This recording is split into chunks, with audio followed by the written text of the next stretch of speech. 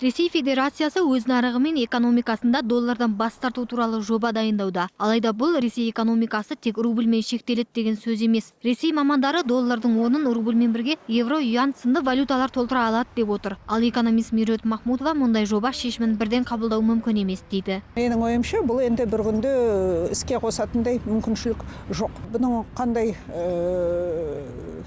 әсері тиеді десек, бұл енді Ресейден биылғы жылы бағалау бойынша 100 миллиард доллардай қашып жатыр.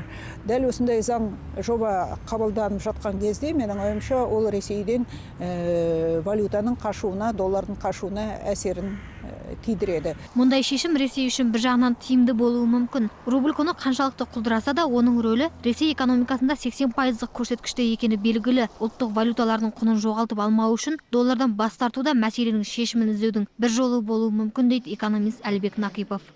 Рас, мұндай шешім бір шетінен Ресей Федерациясы үшін тиімді де болуы мүмкін. Қазір мұнай бағасы да түсті, ал рубльдің құнсыздануы Ресей мамандарын алаңдатқаннан туындаған жоба болса керек. Долларды шектеу арқылы рубльдің құнын арттыруға тәжірибе жасап көргенде артықтық етпейді.